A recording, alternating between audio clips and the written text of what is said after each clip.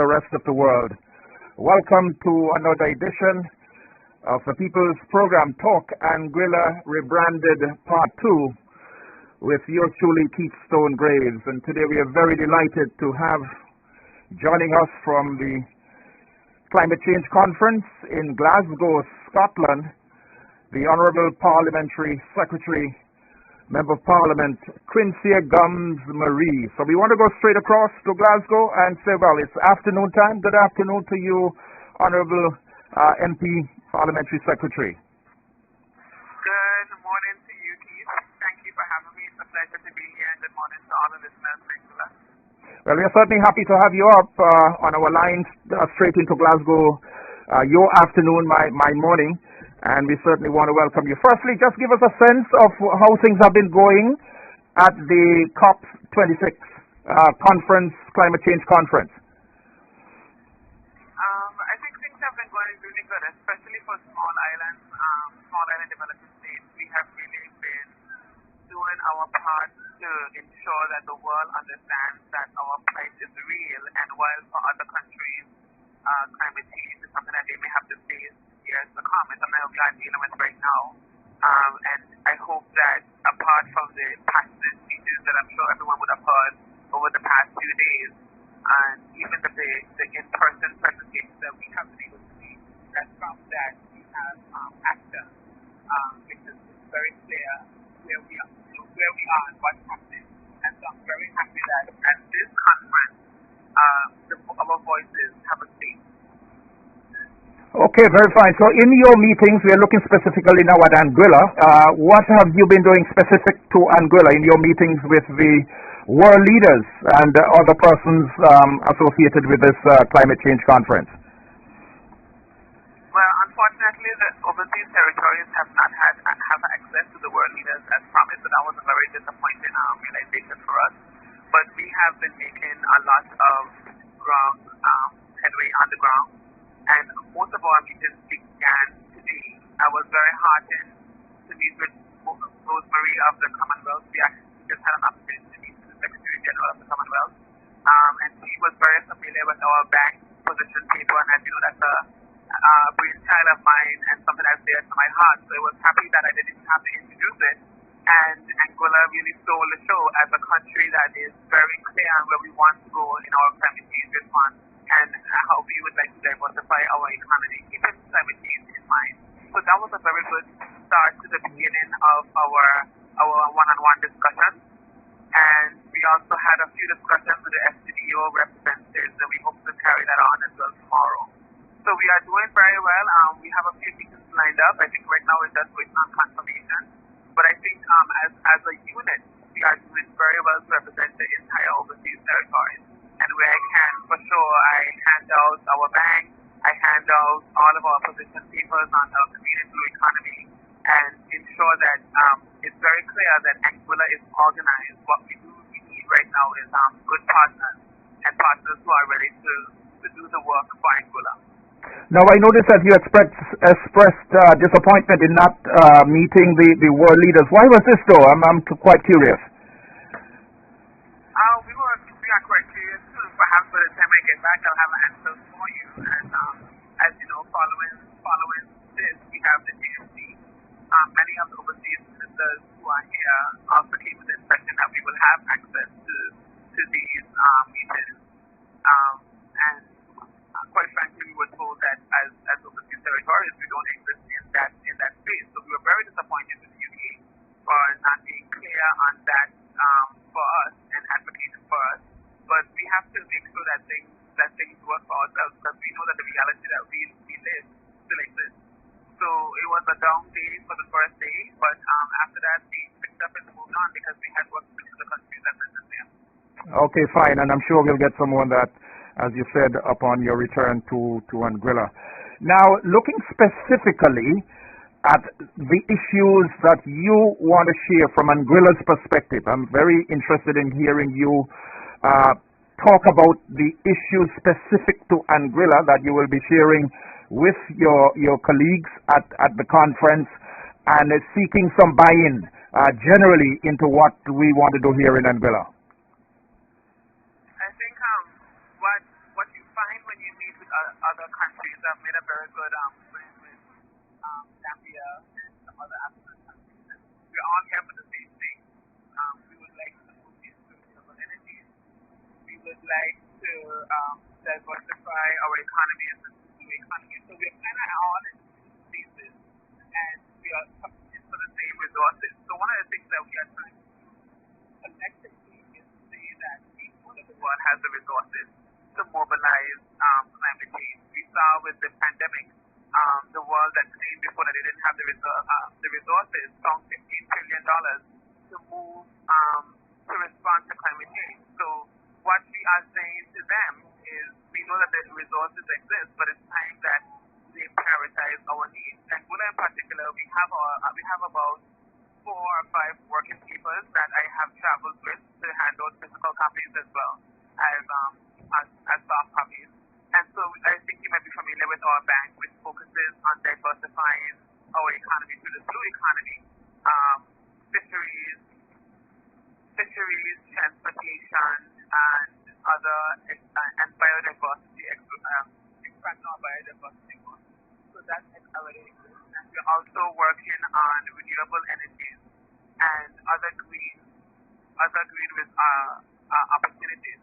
So while I go out there, it's just a matter of sharing the papers that we have and explaining Anguilla's position and showing how we can have partners outside of our relationship with the EU. Because some countries, some organizations, for example, the EU, have wondered, they were interested, but they wondered, how would this work given things like Brexit. And so these are conversations that we have to have and see how we will move forward, because we can no longer stand to the side and say we hope that something will come to us, because everyone in the world is competing for the same result. Okay, we just want to apologize to our listeners as well and viewers. We are on a live direct line into Glasgow, and from time to time you find the line is going up and down. But we'll do our very best to get that sorted out and keep it going for you. Now, in terms of the bigger issues now, if we will just explore some of the bigger issues at this conference, a very, very important conference, let's look, for example, at reducing carbon emissions. And quite a bit have been said. A number of pledges have already been made by the larger countries, the more developed countries, as it relates to reducing the carbon emissions. I'm seeing 2030, I'm seeing 2050, and I'm even seeing 2070 as proposed by India to reduce or even to get to net zero as it relates to carbon emissions. I think the ultimate goal is net zero. The unfortunate thing for us, as you may know, because I know you're following closely, is that some of the larger polluters are not here. So in a way, it feels like we're speaking to the converted, because the countries who are known down, the larger polluters, they understand the issues that we are dealing with.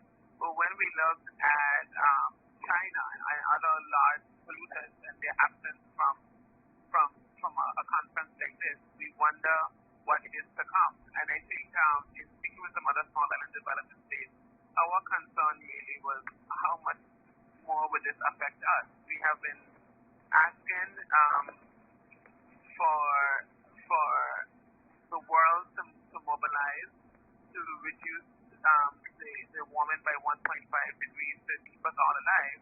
And I think, one of the many themes that come up is climate racism, because unfortunately we see that the countries that are predominantly affected by climate change are populated by black and brown people.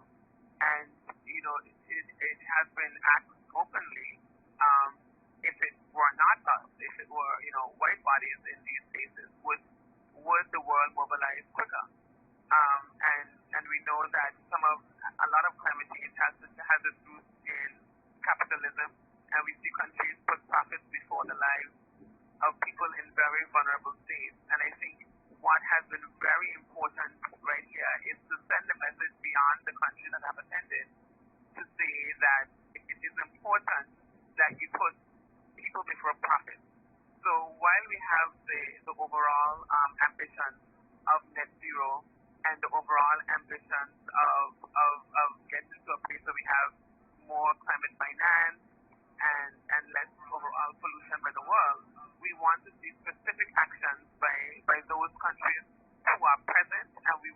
see how they interact with those countries who are not. Because it doesn't make sense to say that they will do the work by being here, but still work with and allow those countries that are absent from this conference to continue to operate in the way that they have been operating. So we have been looking for global advocates on our behalf as well. The Prime Minister of Barbados, Mia Mottley, and the Prime Minister of Antigua and Barbuda, Gaston Brown, have been very vocal at the conference. In fact, I know that Prime Minister Brown signed an agreement to allow the Alliance of Small Island States, AOSIS, to take legal action against the polluting states. What can you share with us on this particular move by the Antiguan leader? I think it's groundbreaking and it's a move in the right direction. One of the themes that is coming out of this conference is climate justice, ensuring that countries who are not responding to our cries are held accountable in a legal way so that we can show the importance of change action. So this is a welcome move by all states, even though we're not a part of that, but we will be a beneficiary of this going through. So this is something that we are looking at keenly. The overseas territories have spoken to most of the regional countries here and let them know that we are here to help wherever we can. Yes, we are UK overseas territories, but we are Caribbean countries as well. So we are very much committed to assisting where possible. I heard the address by the British Prime Minister, and in it he did mention the smaller territories and what Britain was doing. How did that particular address by the UK Prime Minister strike you? Is there anything from it that you can recall and that you wish to explore further? The comments of the British Prime Minister at the opening ceremony. Unfortunately, as British overseas territories, we missed that presentation, so we were not able to hear that presentation, and I hope to catch it once I got back to my room, but I wasn't able to. So, but one of the things that we have been concerned about and have been advocating on the ground about as overseas territories is the way the support is set up for us, because we represent 90% of the UK's biodiversity, but the way the financial support we receive is primarily done to meet the goals of the UK, but not necessarily the needs of the overseas territories. Our needs are things in adaptation and economic resiliency, climate resiliency, and their needs are rooted largely in conservation. So it's not always aligned. And one of the things that we really want to champion is that we have these conversations to ensure is having finance and support to the overseas territories that not only meet the ambitions of the UK, so that when they go on these global conferences and they speak about what they do to overseas territories, it's not only them checking boxes for their own agenda, but it's really in a meaningful way assist us to respond to climate change. Because we know after Irma, the UK was very present and they had a lot of support for the overseas territories affected by Irma. But what we would like to see is more proactive work that is rooted in our collective and individual responses to climate change. And I think that is something that's missing from the conversation. Now, if you will, let's look at some broader issues, and these are some of the core issues at COP26. Making faster switch to electric cars. I'm just going to run down the list here. Making faster switch to electric cars, for example. Phasing out the use of coal, cutting down fewer trees in the Amazon and Russia and Canada and Indonesia. They produce about 85% of the global forest. Calling for an immediate end to fossil fuels. Going solar and renewables, wind, waves, etc. And the other one, the end of deforestation by 2030, and tackling methane gas from oil and gas wells. This is particularly relevant to the US and the EU, and they in fact have announced that they will be setting up a global plan to deal with the methane potent greenhouse gas. But those issues, those broader issues, and how can they be narrowed into our own setting here in Anguilla and by extension the wider Caribbean?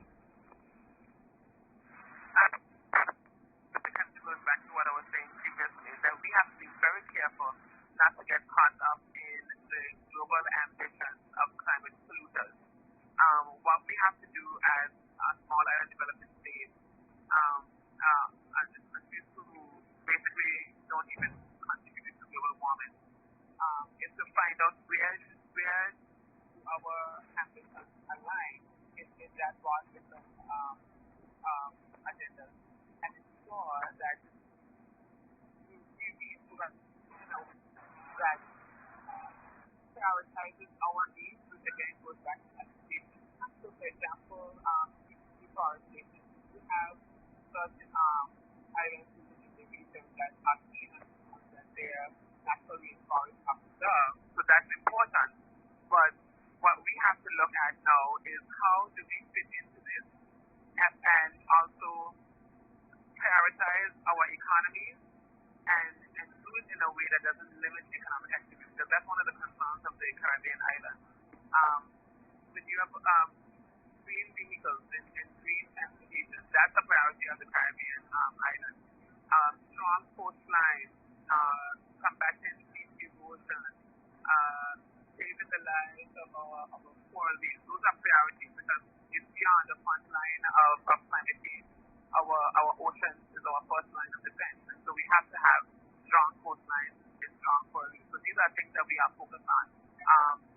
Deforestation in countries that are more tropical, that's also high on their priority list. So we have to pick and choose where we fit in and not get bogged down by what the global leaders need to do to protect us, because us reducing our pollution doesn't really change our reality much so. And I think that is the message that we have been trying to get along. And I think some people miss it.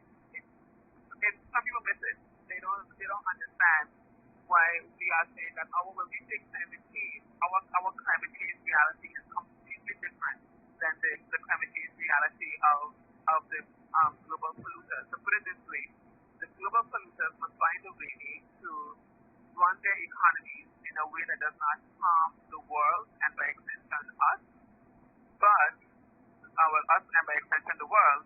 And smaller economies like ours have to find a way to survive the slow response of global economies. So we have vastly different agendas, and I always believe that the global agenda and response to climate change should be split so that it reflects the realities of these two sets of people, because we need to ensure that in one way we protect and in another way we reduce the harmful practices that we have on the global environment. And how hopeful are you, Parliamentary Secretary, that split agenda, as you just mentioned, can be forcefully put forward at this conference and can attract the listening ears, can attract some support, with the support, of course, coming from the NGOs? I must say that the Caribbean, well, not just the Caribbean, but the leaders of the small island development states have taken the position that it's no longer time for diplomatic niceties, and that we are fighting for survival. I spoke to someone this morning and I looked her in her eyes and I said, no, what you are telling me is nice, but I'm coming from a country where I survived the strongest storm in the Atlantic.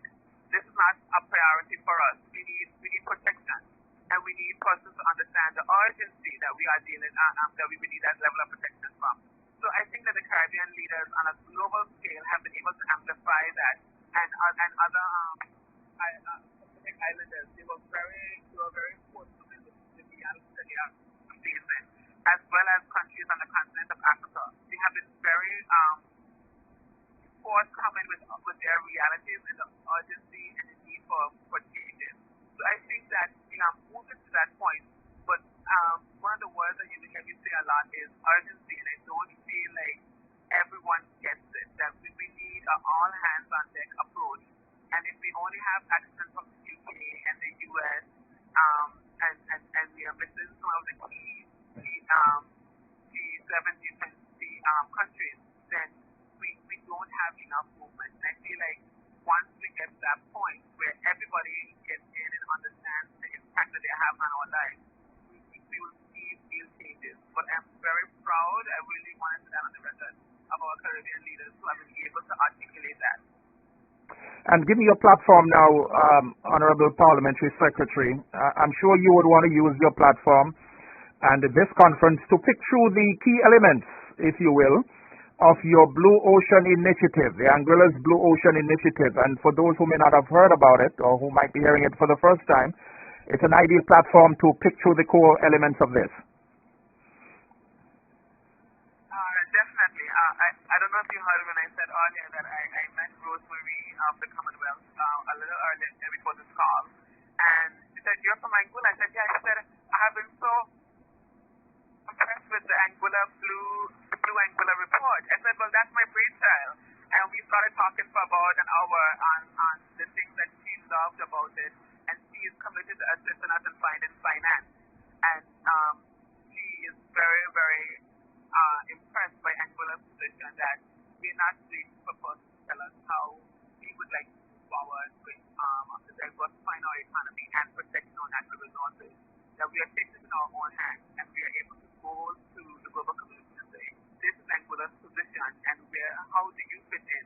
And here's how you can fit in. And so she would have shared that the Blue Economy, Blue Anguilla people with some of her colleagues as well, and we have a colleague in the street. She's very familiar with Kathy, Melissa, Carencia, and Janelle Pertibara, the PS. And she had been working on Anguilla's behalf, but it was just a very good moment to see that our work has gone beyond us and we recognize internationally for it. But just reiterate for us, for those of us who may not know, the core elements of this particular initiative.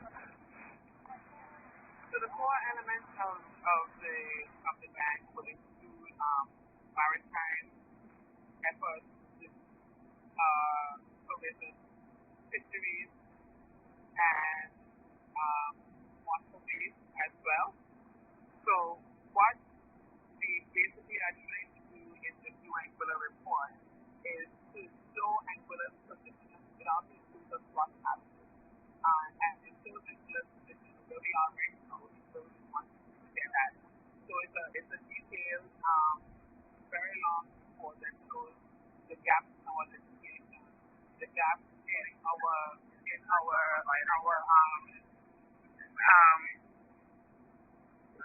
so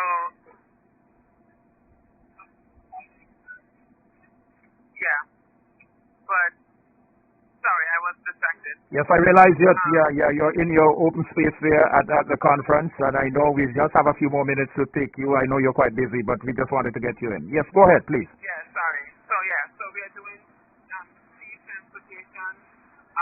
We're also doing fisheries development, environmental protection, how we will respond to climate change, waste management, and other gaps in our current stand. Basically, it's a position paper that gets us from where we are to where we would like to be. So it looks at several different sectors. It includes, I think, 2 or 3 ministries. It includes our fire and research team, because if we want to expand into fisheries, we need a vessel that can go as far as we would like to go. It goes into the Ministry of Infrastructure, Ministry of Health, and the Ministry of Economic Development, as well as Natural Resources. So the Blue Economy is a very comprehensive piece. The BANG report, is a very comprehensive report on where we are in Anguilla and where we would like to be. Yes, right now we are working on the implementation plan, and I hope that once I get back, we'll be able to take that to the Executive Council. But that's something that we are looking at, and once we get there for sure, I would be able to talk more about that. What sort of budget are you looking at? And you said you're seeking funding, external funding, grant funding, even for this particular project. I don't have one figure because it's several different projects, and so I can probably stick to the figures in relation to 1 or 2 projects. But I think overall it does add up. But the good thing is that the interests of it are so vast that we don't have to be going. We don't intend to, and there's no need to go to one person for the finance. It will be several persons that will be going through, so we'll be going by program, and not the entire paper. And who are some of the financiers that you've been targeting thus far? Well, we are looking at, for sure, we have been working with the UK, and we have a few meetings set up with the UK, so we hope that goes good on that one. The UN, we have a few meetings set up with them as well, and the Global Fund for Climate Change is one of the people that we are also targeting. So we hope that we hope that from this that the conversation yield good results, because we are so accustomed of really good conversations. We're so accustomed of having people at the desk and speaking for months and months and months. But we really hope that from these conversations we have action in short order. And I imagine that you'll be targeting Jeff Bezos. He has his Earth Fund, and he's planning to spend $10 billion fighting climate change overall. And I think he's pledging some $2 billion for restoring nature. So that might be a fund that you may want to tap into as well. Honorable Parliamentary Secretary, looking ahead to the rest of the program and the other meetings that you have on your schedule, you might just want to share that with us briefly. Sure. So today is about climate finance, and what